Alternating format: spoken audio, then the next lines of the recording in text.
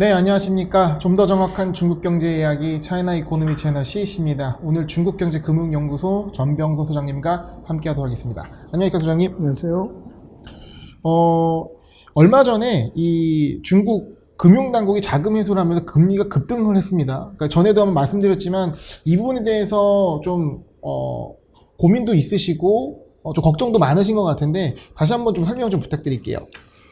그래서 뭐 이게 지금 최근에 중국 증시가 잘 가다가 이제 급락을 하죠. 그래서 지금 상해 지수가 3,500대로 툭 떨어진 가장 큰 이유가 바로 단기금리 급등입니다. 네. 장기금리 너무 괜찮은데 콜금리가 이게 이제 올라간 거죠.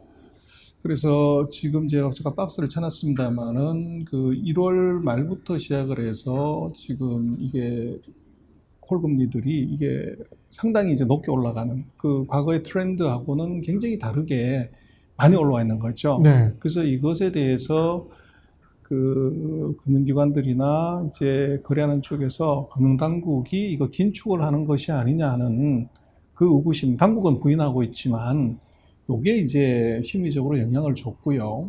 그런데 이제 당국이 뭐 춘절 즈음에 돈을 푸는 것이 정상인데 돈을 하루에 1,000억씩 계속적으로 회수를 하는 거죠. 그래서 이게 이제 문제가 됐던 거고. 근데 이것은 이제 코로나 때문에 발생한 일이다. 그렇게 얘기를 드릴 수가 있는데, 지금 네. 코로나를 좀 체크를 해봐야 이 금융을 알 수가 있어요. 그래서 코로나를 빼놓고는 지금 금융을 판단하는 것도 어렵단 말씀이죠. 지금 그렇게 네. 돼 있습니다. 그래서 지금 코로나19를 보면은 뭐 한국도 그렇고 일본도 그렇고 2차 확산이 이제 확 이루어졌다가 최근에 조금 이제 잦아들고 있는데, 네.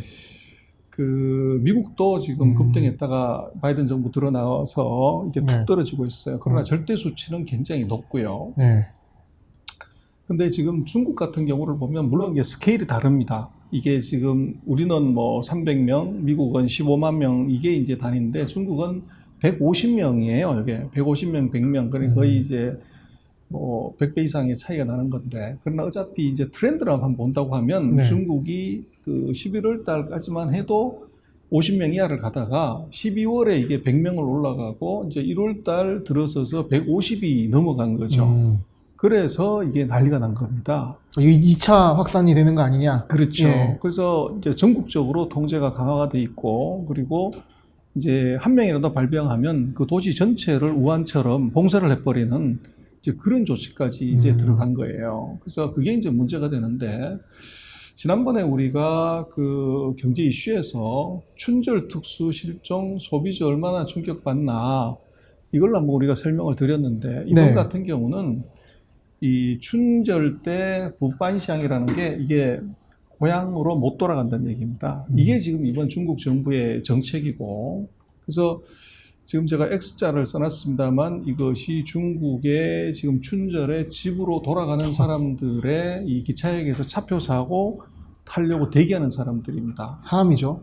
그래서 이게 뭐 정말로 어마어마한데 이게 금년에는 다 X라는 겁니다. 없다는 거죠. 그래서 지금 이 춘절에 얼마나 사람들이 이동을 하냐 그러면은 대략 한 이제 앞뒤로 해서 40일간 이동을 하게 되는데 이 30억 명 연인으로 30억 명이 이동을 한다는 거예요. 그래서 이것이 뭐 비행기, 자동차, 뭐 이제 철도, 모든 교통수단, 심지어 돈이 없는 사람들은 이제 오토바이 타고도 이 추운 한겨울에도 이동을 하는 거죠. 그것도 뭐 며칠씩 걸려서. 네. 어쨌거나 이것이 30억 명이라는 거대 인구가 움직이면 뭐 중국에서 연간으로 이 춘윈이라고 얘기를 하는데 춘절의 인구 이동, 이게 국가적인 중요한 일이에요. 그래서 이제 이때의 중요한 것은 춘절에 이렇게 많은 사람이 이동하면서 소비액으로 보면 연간 소비액의 거의 4분의 1을 이 춘절 때 소비를 한다는 거예요. 그래서 최대 명절이기 때문에 우리가 그렇지만 선물을 산다거나 이제 세뱃돈을 준다거나 또 뭐 이제 자녀들이 오거나 이렇기 때문에 가구를 바꾸거나 집을 장식하거나 또 시골 가기 위해서 이제 차를 폼나게 산다거나 그래서 소비가 이게 연간 소비의 4분의 1이 춘절에 이루어질 정도로 이 소비가 커요. 그래서 이게 좀 특징인데 이때 뭐 해외여행도 많이 가지 않을까요? 예, 원래는. 그래서 원래는 네. 뭐 그 가기는 가는데 이 코로나 때문에 못 가죠. 네. 전혀. 근데 해외여행 가야도 돈도 많이 쓰고 하니까. 예. 그래서 1, 2월 달에 소비를 하는 것 중에서 가장 많은 것이 이제 긴 시간 쉬기 때문에 음식료, 이것의 소비가 굉장히 크고, 그리고 자동차가 이게 많이 팔립니다. 네. 그 자동차가 음식료가 어떻게 보면 이제 이 특수를 맞는다 이렇게 볼 수 있는데, 최근에 보면 중국의 이 자동차 주식하고 소비주들이 주가가 굉장히 나쁘죠. 계속 빠지죠. 그 이유가 이 춘절 특수와 관계가 있습니다.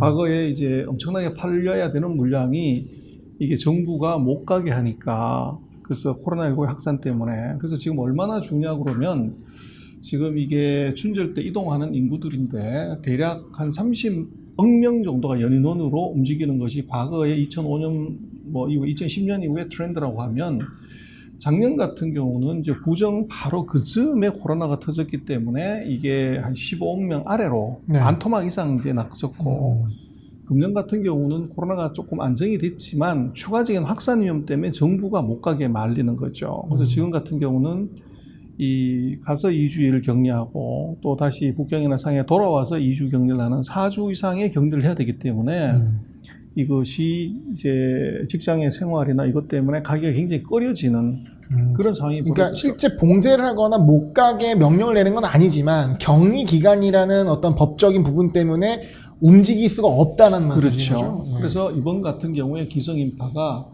작년보다는 물론 조금 늘겠지만 작년은 완전 올 봉쇄를 했기 때문에 네. 그러나 예년의 수준에 비교하면 마이너스 40에서 50% 줄어든다. 반토막이네요. 그렇죠. 네. 이게 이제 그 어떻게 보면 소비에도 영향을 주지만 또 하나는 소비가 그렇게 많이 늘어났을 때 당국이 돈을 먼저 풀어줘야 되는 거죠. 네. 그래서 이 작년 같은 경우만 해도 지금 춘절이 그 작년 같은 경우는 1월 25일이 춘절이었고 금년 같은 경우는 2월 12일이 춘절인데 지금 보이시는 막대 그래프가 이게 2020년에 돈을 푼 거예요. 그래서 1월 20 맨 끝이 이제 구정이면 그 우정 한 2주 정도에 돈을 지속적으로 이제 막대 그래프가 위로 올라가 있다는 건 푼 거죠.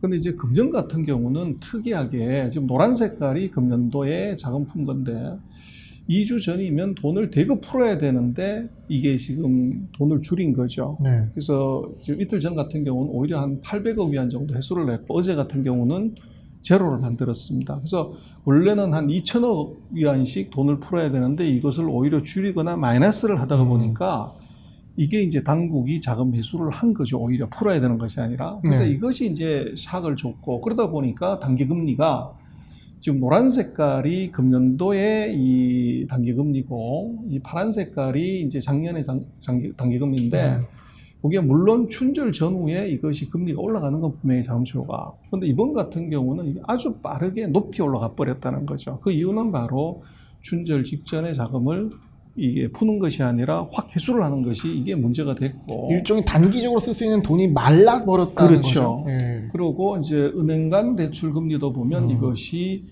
그 춘절 이전에 이게 지금 금년도에 너무 빨리 지금 올라가고 있습니다. 그래서 이제 이것의 이유를 좀 봐야 되는데 결국은 이제 정부 입장에서는 이번 춘절에는 아마도 이동도 40~50% 줄고 소비도 40~50% 줄 거기 때문에 자금을 많이 풀면 안 된다. 그리고 이미 많이 풀렸기 때문에 그것을 이제 회수를 좀 해놓자 하는 것이 이제 이게 보여졌던 현상인 것 같아요. 그리고 이것이 이제 증시에 영향을 미치는 건 사실은 단기금리는 뭐 일시적인 샥에 그쳐야 되는데 이게 증시가 지속적으로 이렇게 떨어지는 이유 중에 하나는 이것이 정부의 태도가 이 춘절까지도 이런 스탠스를 유지할 가능성이 있다고 본 거예요. 네. 그렇게 되면 오히려 지금은 조정을 받을 것이기 때문에 역설적으로 과거 같으면 춘절이 끝나고 나서 자금을 대대적으로 회수를 하는데 이번은 춘절 끝나고 나면 자금을 회수하지 않을 것이다. 그러면 오히려 지금 선매도를 하고 공매도 치듯이 춘절이 끝나고 나서 이것을 사는 것이 맞다. 이런 판단 때문에 이제 대거 매도가 나온 거죠. 보통 일반적으로는 춘절 특수를 이용해서 먼저 주식을 샀고 그렇죠. 그 후에 파는 일종의 차익 거래를 했는데 지금은 이런 거 예상되기 때문에 오히려 정반대로 투자자들이 하는 거죠. 먼저 팔고 그렇죠. 이후에 다시 사자. 그렇습니다. 그게 지금 최근에 중국 증시가 약간 무슨 뭐 경제적인 악재가 있거나 정책에 이런 것이 아닌데 그 문제가 하나 있고 두 번째는 이제 춘절이 끝나고 나면 바로 이제 2주 뒤에 양회의가 열립니다. 네. 그래서 양회의에 대한 기대감이 있는 거죠. 네. 그렇다고 하면은 이제 그 기대감이 있을 때가 이번에는 돈도 해소하지 않고 네. 양회의 정책이 나올 것이고 호재가 나올 것이니까 오히려 그때 사는 것이 더 세이프하다. 이제 이런 판단들을 이제 중국의 특히 기관 또 이제 개인들이 이제 한 거죠. 그러다가 보니까 이것이 정말 의도하지 않게 이 코로나처럼 이 전통적인 춘절 특수 이것이 코로나 때문에 이것이 유발된 소비 감소, 이동 감소가 있었고 네. 그것을 어떻게 보면 투자자 측면에서 해석한 네. 기관들의 액션이 무슨 펀더멘털의 약화가 아니라 어떻게 보면 몇몇 타이밍의 문제로 네. 이것을 선매도한 것이 네. 최근 이제 중국 증시가 약한 이유고 아마 이런 추세는 뭐 이번 주지만 다음 주 춘절 바로 직전까지도 이어질 가능성이 높습니다. 네. 그렇게 되면 굉장히 이제 우리가 공포감을 느낄 수는 있는데 네. 말씀을 드렸지만 오히려 춘절 이후가 이것이 뭐 두고 봐야 되겠지만 정부가 일단 자금을 추가적으로 해소할 이유가 없고 네. 그리고 이제 양회의가 걸려 있고 또 기관들이 지금 그 사이에 먹었던 것을 대도 현금화를 했기 때문에 네. 이 자금들로서 이제 주식을 사는 그 현상이 아마 춘절이 끝나고 나면 벌어질 가능성이 좀 있을 것 같아요. 그러니까 최근에 지수의 움직임을 볼 때 이런 움직임의 원인이 정책 방향이 바뀐 것이냐 아니면 코로나와 춘절로 인한 특수한 상황이냐라는 판단을 했을 때 투자자가 그게 적합한 판단을 해야 되지 않나 생각이 그렇죠. 듭니다. 지금으로 보면 이제 전자라고 하기보다는 후자의 성격이 네. 굉장히 강하기 때문에 뭐 요즘은 뭐 주가가 안 올라가면 굉장히 불안감을 느끼죠. 네. 그래서 조금 빠지면은 엄청난 공포감을 느끼는데 네. 지금 중국 같은 경우들은 이제 그런 측면에서 조금 보고서 해석을 하실 필요가 있다 그렇게 생각이 됩니다. 네, 소장님 오늘 말씀 감사합니다. 네, 감사합니다.